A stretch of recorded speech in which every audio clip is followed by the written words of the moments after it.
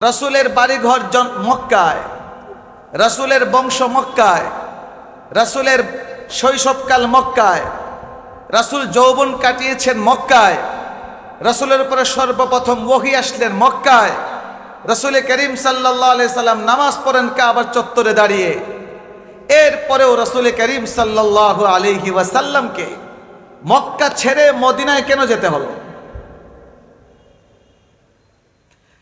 কারণ রাসূল করিম সাল্লাল্লাহু আলাইহি সাল্লাম যে সময়টায় নবুয়ত লাভ করলেন, ওই সময়টায় মক্কায় শাসন করত, মক্কাকে নিয়ন্ত্রণ করত কিছু স্বৈরাচারী নেতৃবৃন্দ।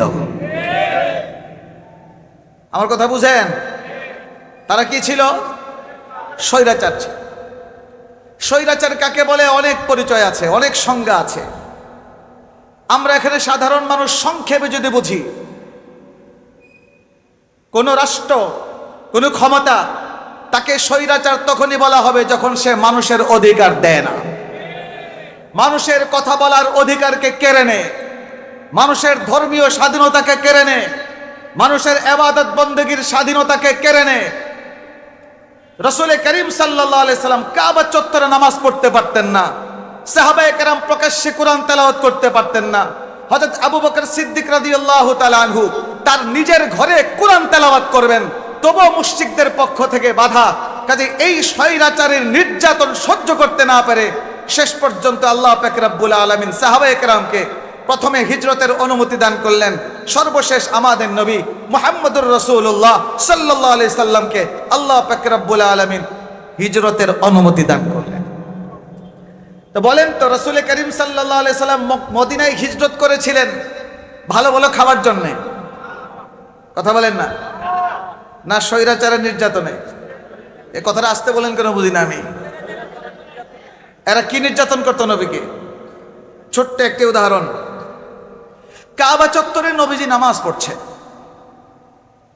যখন সেজদায় চলে গেলেন তখন আবু জাহেল, উতবা ইবনে রাবিয়া, শাইবা ইবনে রাবিয়া, উমাইয়া ইবনে খালফ, এদের সাথে আরো কয়েকজন সাঙ্গ, উকবা ইবনে আবি মুআইত। আবু জাহেল হেসে হেসে বলছে, মুহাম্মদ আমাদের কাবা চত্বরে নামাজ পড়ছে, এই মুহূর্তে মুহাম্মদের মাথার উপরে যদি একটা উটের ভুঁড়ি, নারী ভুঁড়ি রেখে দেওয়া যেত, তাহলে কি চমৎকার দৃশ্যটাই না হতো। এটা হলো স্বৈরাচারের স্বভাব। স্বৈরাচার কখনো বিরোধী মতকে সহ্য করতে পারে না, স্বৈরাচার তাদের সমালোচনাকে সহ্য করতে পারে না, স্বৈরাচারের শক্তি মানুষকে স্বাধীনতা দিতে জানে না, স্বৈরাচারের শক্তি স্বাধীনভাবে মানুষকে কথা বলতে দেয় না। রাসূলের জামানায় স্বৈরাচার ছিল, যে আচরণ ছিল, আমরা বাংলাদেশেও স্বৈরাচারের আচরণ দেখেছি। কোন কথা বললেই, পার্শ্ববর্তী রাষ্ট্রের বিরুদ্ধে কথা বললে, হক নিয়ে কথা বললে, মানুষের হক নিয়ে কথা বললে, তখন আয়না করে ঢুকায় রাখা হইতো। এখন কে দিবে রাসূলের মাথায় ভুঁড়ি? তখন সব থেকে নিকৃষ্ট উকবা বলে, আমি পারবো।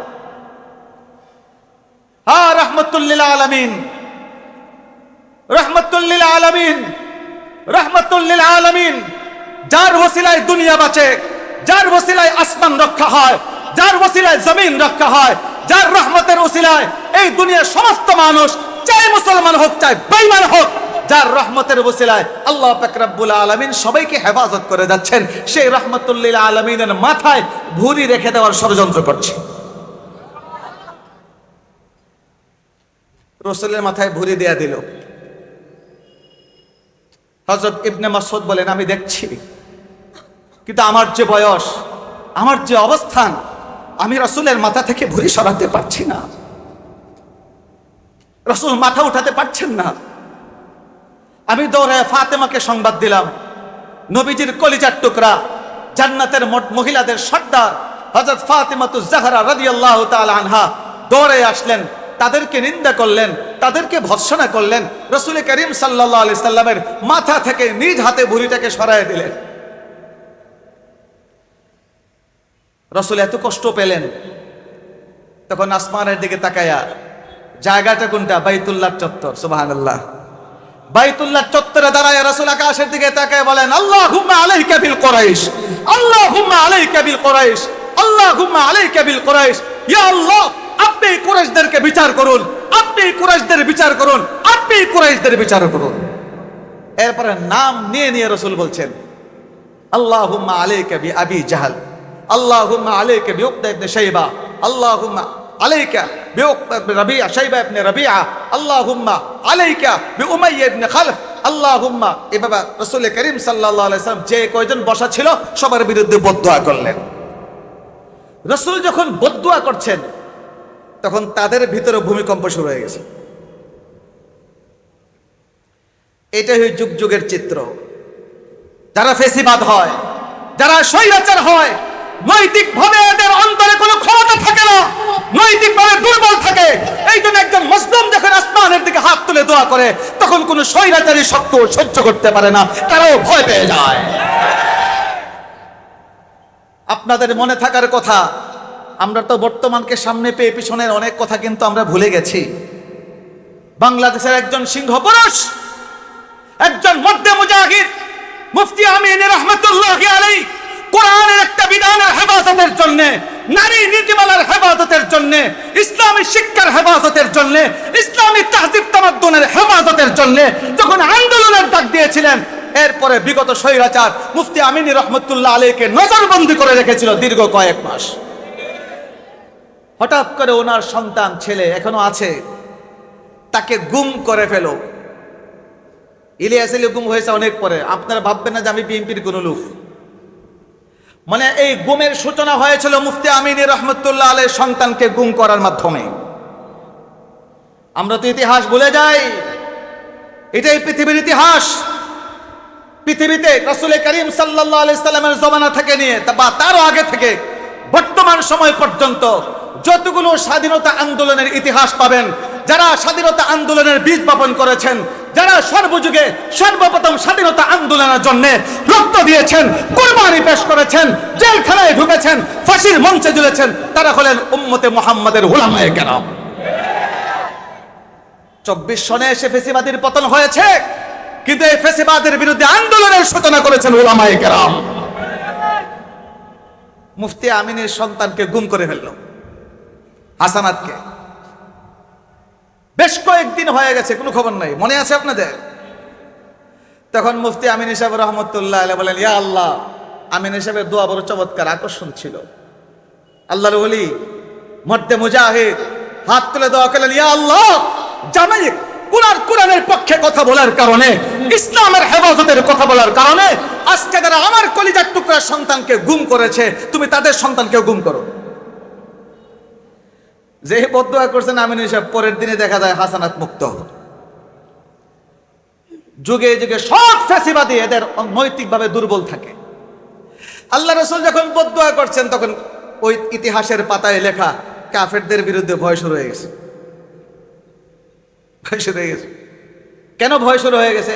কারণ তারা তো নবীর জন্ম দেখেছে, নবীর শৈশব দেখেছে, নবীর যৌবনকাল দেখেছে, নবীর জন্মটাও দেখেছে। তারা দেখেছে মুহাম্মদ কোনো কথা বললে এটা বিফল হয় না, এটা ফলে যায়। আবার মুহাম্মদ দোয়া করছে কাবা চত্বর বাইতুল্লাহর সামনে দাঁড়ায়া। তারাও জানতো বাইতুল্লাহর সামনে দোয়া করলে আল্লাহ কবুল করেন। কাজে মুহাম্মদ যে দোয়া করছে আমাদের মনে হয় কারো রেহাই হবে না। আলহামদুলিল্লাহ, নবীজি এই ফেসিবাদী রাষ্ট্র থেকে হিজরত করে মদিনায় যাওয়ার পরে অল্প কিছুদিন পরে 2 বছরের মাথায় ইসলামের প্রথম যুদ্ধ বাতিলের সাথে সংগ্রাম হলো। সেই বদরের যুদ্ধে সবগুলো নেতা যারা নবীর মাথায় ভুরি দিয়েছিল সবগুলো নিহত হয়েছে, জঘন্যভাবে তারা নিহত হয়েছে।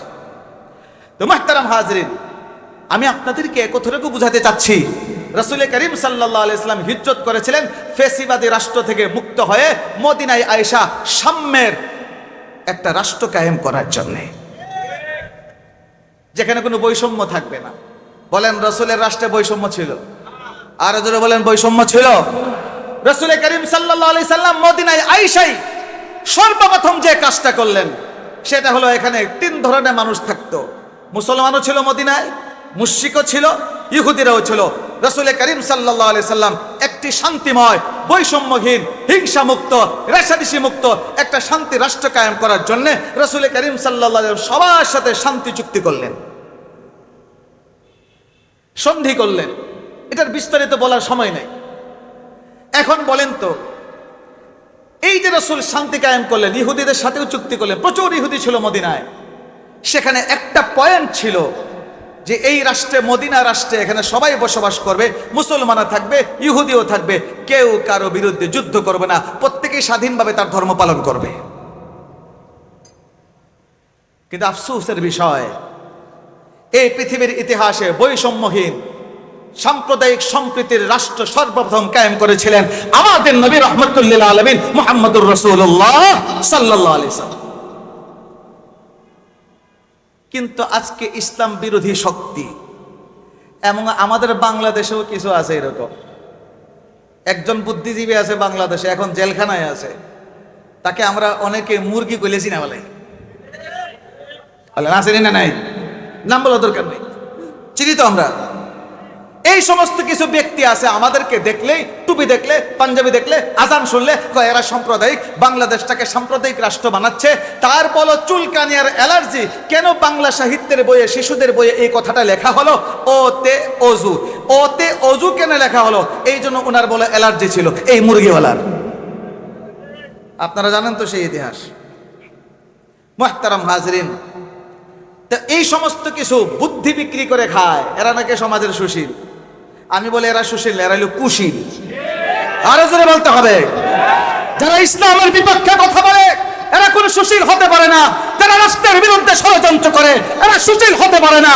যারা বাংলাদেশ নামক রাষ্ট্রটাকে আরেকটা রাষ্ট্রের হাতে বিক্রির ষড়যন্ত্র করে সে কখনোই সুশীল হতে পারে না। এই দেশের সুশীল হলেন উলামায়ে কেরাম। আরো জোরে গান, এই দেশের প্রকৃতি হিতাকাঙ্ক্ষী উলামায়ে কেরাম। এখন এরা চিৎকার করে আমরা নাকি সাম্প্রদায়িক, এবং এই বিগত সরকারের পতনের পরে আমাদের পার্শ্ববর্তী রাষ্ট্রের ওরা চিৎকার শুরু করলো বাংলাদেশে সাম্প্রদায়িকতা শুরু হয়েছে, এখানে হিন্দুদের উপরে আক্রমণ হচ্ছে, এখানে হিন্দুদের মন্দির ভাঙ্গা হচ্ছে। কোথায়? হবিগঞ্জে কোন মন্দির ভাঙ্গা হয়েছে আপনারা দেখান, বলেন আছে? আরো জোরে বলেন আছে? আরো জোরে বলেন আছে? আরো জোরে কান। মুহতারাম হাজরিন, যারা আজকে আমাদেরকে সাম্প্রদায়িক বলে, বাংলাদেশটাকে সাম্প্রদায়িক রাষ্ট্র বলে, সন্ত্রাসী রাষ্ট্র হিসাবে বিশ্বের বুকে বাংলাদেশের বদনাম করার চেষ্টা করে, আরে তোমাদের দেশে কোন ধরনের সাম্প্রদায়িক সম্প্রীতি আছে আমাদেরকে দেখাও। আরে বাংলাদেশে কোনো হিন্দু যদি পূজা করে আমরা তো বাধা দেই না, এই দেশে মাইক লাগাইয়া সুন্দর করে দুর্গা পূজা হয়, কোনো মুসলমান বাধা দেয় না। বিগত সরকারের পতনের পরে বিশ্ববাসী দেখেছে মাথায় টুপি পরে, গায়ে পাঞ্জাবি পরে এই দেশের মাদ্রাসার তালিব ইলম ছাত্র ভাইয়েরা হিন্দুদের মূর্তি পাহারা দিয়েছে। বলেন বিশ্বের বুকে এরকম প্রমাণ আছে কি? আজকে পার্শ্ববর্তী রাষ্ট্র আমাদেরকে বলে আমরা সাম্প্রদায়িক। তোমরা কোন ধরনের সাম্প্রদায়িক সম্প্রীতি রক্ষা করো? আমাদের বাংলাদেশে পূজায় বাধা নাই, আমাদের বাংলাদেশে গীতা পাঠে বাধা নাই, আমাদের বাংলাদেশে ভিন্ন ধর্মীদের অনুষ্ঠানে কোন বাধা নাই, অথচ তোমরা সাম্প্রদায়িকতার দাবি করো, সম্প্রীতির দাবি করো, অথচ তোমাদের রাষ্ট্রে মুসলমানরা গরু জবাই করে খাইতে পারে না। আর হুজুরে গান। কাজেই মুহতারাম হাজরিন, রাসূলের মাদানী জিন্দেগীর হিজরতের পরে প্রথম পদক্ষেপ ছিল মদিনাটাকে একটা সাম্প্রদায়িক সম্প্রীতির, সবাই ভালোবাসার, মহাব্বতের, শান্তিময় একটা রাষ্ট্র কায়েম করা। 2 নম্বর পয়েন্ট, সময় তো একেবারে কম, আমরা দেখতে পাচ্ছি মঞ্চ আলোকিত করেছেন বড় বড় ব্যক্তিগণ, আমাদের হবিগঞ্জের গৌরবগণ। আমার মনে পড়ে একটু আগে যে সীতাচারণ করেছিলাম, এই মঞ্চে সিরাতুন নবীদের আমি বক্তব্য করছিলাম, আর আমার বক্তব্যে মুগ্ধ হয়ে আল্লামা মৌরিবুর সাহেব আমাকে 500 টাকা পুরস্কার দিয়েছিলেন। সেই কাগজটা আমি দীর্ঘদিন রেখেছিলাম স্মৃতি হিসাবে, কিন্তু ইদানিং কাগজটার খুঁজে পাচ্ছি না, কোথায় যেন হারিয়ে গেছে। তো মুহতারাম হাজরিন, আরেকটি কথা বলতে চাই। রাসূল করিম সাল্লাল্লাহু আলাইহি ওয়াসাল্লাম হিজরতের পরে আরেকটা পদক্ষেপ নিলেন, মদিনার নিরাপত্তা। বলেন কিসের নিরাপত্তা? মদিনার চতুর্পাশে মদিনার যে বর্ডার আছে, ওই বর্ডারের নিরাপত্তার দিকে দৃষ্টি দিলেন রাসূল। এই জন্য রাসূল জায়গায় জায়গায় সাহাবায়ে কেরামের ছোট ছোট দল গোয়েন্দা নিয়োগ করলেন, এই মুশরিকরা কি কি ষড়যন্ত্র করে মদিনা রাষ্ট্রকে ধ্বংস করার জন্য। কাজে এই মুহূর্তে বাংলাদেশে যারা ক্ষমতায় আছেন, এবং আমাদের সবার কর্তব্য হলো আমাদের বাংলাদেশের সীমান্ত এবং আমাদের বাংলাদেশের পার্বত্য এলাকার নিরাপত্তার প্রতি সজাগ দৃষ্টি রাখা। এটাও রাসূলের সিরাতের শিক্ষা। আজকে আমরা কি দেখতে পাচ্ছি? বাংলাদেশে আমাদের পার্বত্য এলাকাকে বাংলাদেশের মানচিত্র থেকে বিচ্ছিন্ন করার জন্য হঠাৎ করে উত্তপ্ত হয়েছে কি কিছু উপজাতি এই বাংলাদেশকে বিচ্ছিন্ন করে আলাদা রাষ্ট্র কায়েম করতে চায়। আমরা দায়িত্বহীন ভাষায় ঘোষণা করতে চাই, আমরা যদি নবী প্রেমিক হয়ে থাকি, আমরা যদি রাসূলের সিরাতের আদর্শ গ্রহণ করে থাকি, আমাদের এই মুসলমানদের রাষ্ট্র আমরা যদি ভালোবেসে থাকি, আমাদের গায়ে রক্ত থাকতে বাংলাদেশের পার্বত্য এলাকা বিচ্ছিন্ন হতে আমরা দেব না ইনশাআল্লাহ।